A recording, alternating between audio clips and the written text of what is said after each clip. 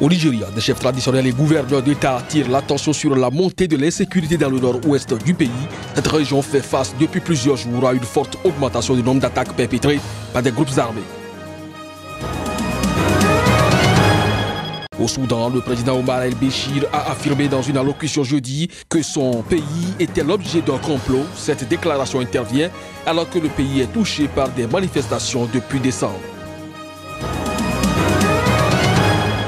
Pour la première fois depuis 10 mois, les créations d'emplois ont bondi à leur plus haut niveau aux États-Unis en décembre. L'économie américaine a attiré davantage de travailleurs, faisant monter un peu le taux de chômage.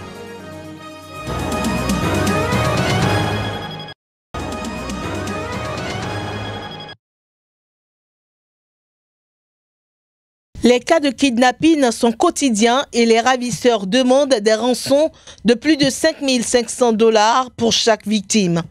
Les populations vivent dans la peur, d'après le porte-parole de l'émir de Birnin Gwari, situé dans l'état de Kaduna, au nord du Nigeria. Pour les habitants, la recrudescence s'est faite effective depuis que les opérations militaires ont commencé. En effet, l'armée de l'air nigériane bombarde l'état de Zamfara, où sont habituellement retranchés les groupes armés qui terrorisent les populations et volent le bétail. Selon plusieurs sources, ils se sont désormais éparpillés dans les États voisins.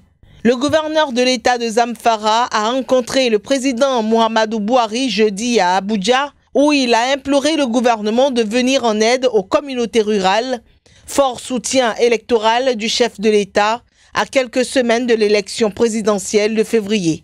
Les communautés d'agriculteurs et d'éleveurs de l'État de Zamfara sont terrorisées depuis des années par des groupes armés qui volent le bétail et pratiquent des kidnappings de masse contre rançon, mais le degré de violence s'est largement dégradé courant 2018, faisant des centaines de morts.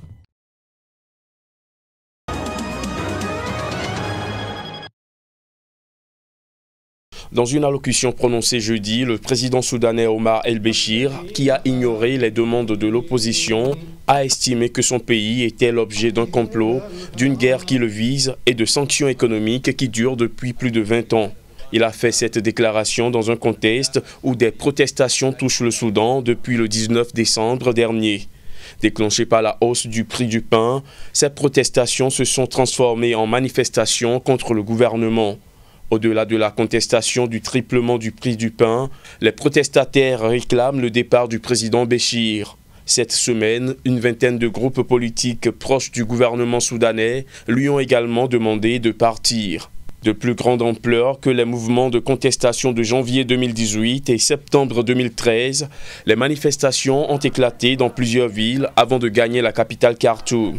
Selon plusieurs observateurs, ces manifestations représentent la plus grande menace pour le régime du président Omar el-Béchir depuis son arrivée au pouvoir en 1989. Au moins 19 personnes ont été tuées selon les autorités. Amnesty International a fait état de son côté de la mort de 37 manifestants et réclamé une enquête de l'ONU. L'opposition et des militants ont appelé les Soudanais à de nouveaux rassemblements ce vendredi après la prière. Le président de la Commission de l'Union africaine, Moussa Faki Mahamat, a estimé ce vendredi crucial que les résultats de l'élection présidentielle du 30 décembre en République démocratique du Congo soient respectés par les autorités. Il l'a fait savoir à travers un tweet après avoir rencontré à Addis Abeba le chef de la mission d'observation électorale de l'Union africaine en RDC, l'ancien président malien Dioncounda Traoré. Ce dernier avait déjà prévenu mercredi que l'UA, qui a mobilisé 80 observateurs pour suivre et évaluer le processus électoral, escomptait que les résultats officiels soient conformes au vote des Congolais.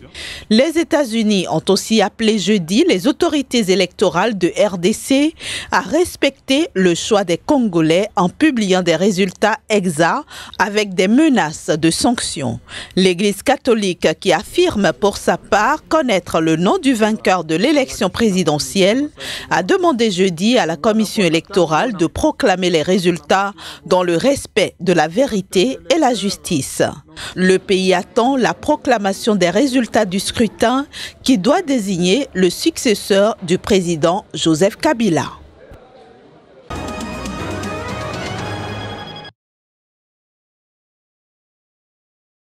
Selon les chiffres de la Commission électorale nationale indépendante CENI, publiés le 27 décembre, l'ancien président Andry Rajoelina a remporté le second tour de la présidentielle organisée le 19 décembre avec 55,66% des suffrages contre 44,34% pour Marc Ravalomanane.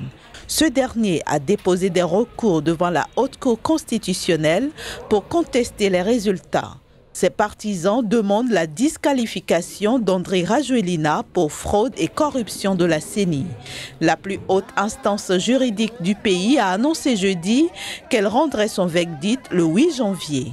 Pour faire pression sur la Haute Cour constitutionnelle, un millier de pro-Ravalomanane sont de nouveau descendus dans la rue jeudi dans la capitale pour la troisième fois depuis samedi. Malgré l'absence d'autorisation émanant du préfet de la ville d'Antananarivo, les forces de l'ordre ont laissé les manifestants occuper la place centrale du 13 mai sur le parvis de l'hôtel de ville. La grève continue. On restera ici jusqu'au bout pour faire la grève. On est ici pour faire éclater la vérité, pas seulement pour soutenir Marc Ravalomanane, mais pour faire régner la vérité dans le pays, pour savoir quels sont les mensonges inventés pour détruire notre pays. Les pro-Ravalomanane ont prévu de manifester jusqu'aux délibérations de la Haute Cour constitutionnelle. Madagascar, grande île de l'océan Indien, connaît régulièrement des périodes d'instabilité politique depuis son indépendance de la France en 1960.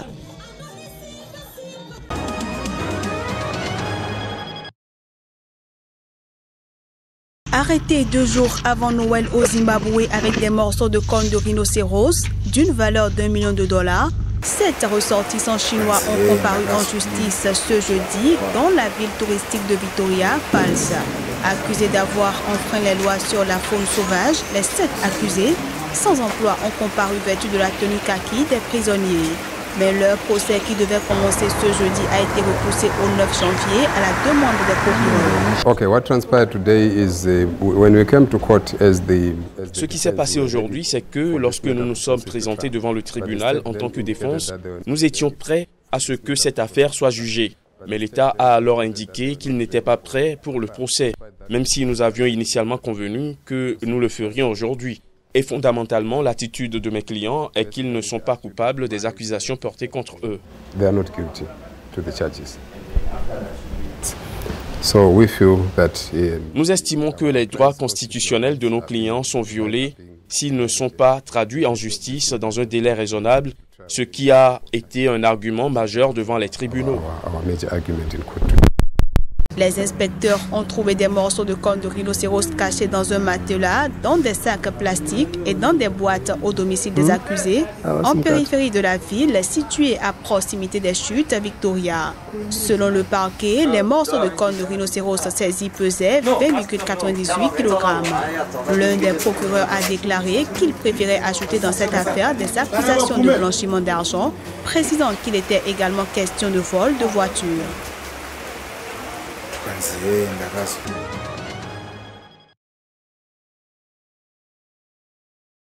Pour la première fois au Nigeria, une première dame s'implique dans une campagne présidentielle. Aïcha Buhari, puisque c'est d'elle qu'il s'agit, a inauguré ce jeudi à Abuja son équipe de campagne dans le cadre des élections générales prévues dans 6 semaines.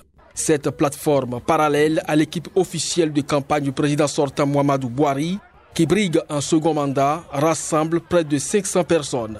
Elle vise à mobiliser l'électorat des jeunes et des femmes. Et pour mener cette campagne, Aïcha Buhari compte sur Dolapo Osinbajo, l'épouse du vice-président, et sur de nombreux sénateurs et d'anciens gouverneurs. Cet engagement d'Aïcha Buhari est plutôt une surprise. Dans une interview accordée en 2016 à la BBC, la première dame avait ouvertement critiqué l'entourage du président, qu'elle qualifie de cabale. Aïcha Buhari avait surtout dit qu'elle ne soutiendrait pas son mari pour un mandat supplémentaire. Mais dans l'opposition, on dénonce un mélange de genres. Un groupe de soutien du candidat Atiku Abubakar voit dans la création de cette structure parallèle une manière de distribuer ouvertement des pots de vin et de ternir l'image de la première dame.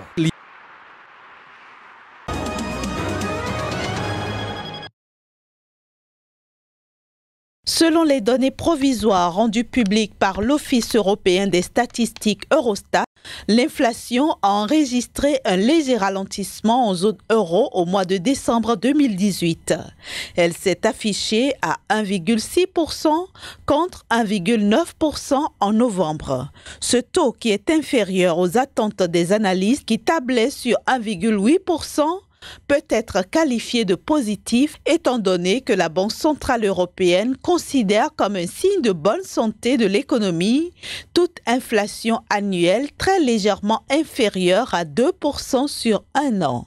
Le ralentissement noté au mois de décembre s'explique avant tout par la diminution de la hausse des prix de l'énergie qui ont progressé à 5,5% en décembre contre 9,1% en novembre. En ce qui concerne l'inflation sous-jacente hors énergie, produits alimentaires, boissons alcoolisées et tabac, elle est restée inchangée en décembre à 1% comme ce fut le cas au mois de novembre. Enfin, il ressort des données de l'Office européen des statistiques que les prix à la production industrielle ont reculé de 0,3% dans la zone euro en novembre. Ces prix avaient augmenté de 0,8% au mois d'octobre.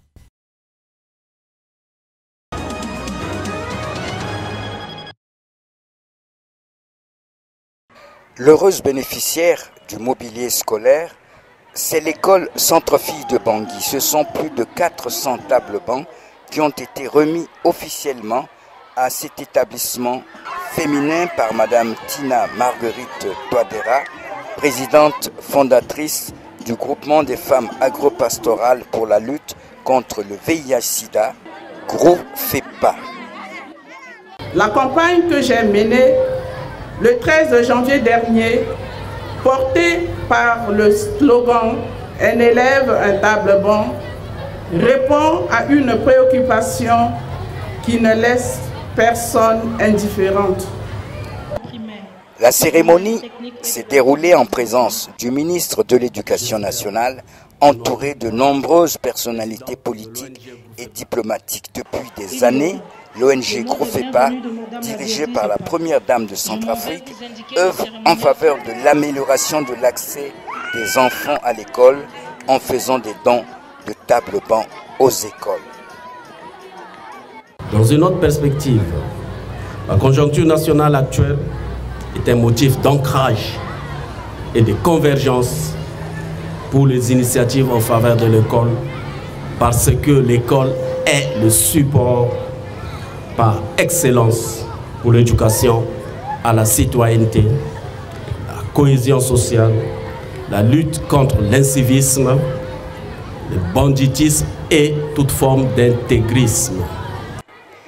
À travers la campagne nationale pour l'école Un élève, un table-banc, Madame Tina Marguerite Touadéra veut mobiliser les parents, les autorités nationales et internationales autour de la problématique de l'école en République centrafricaine.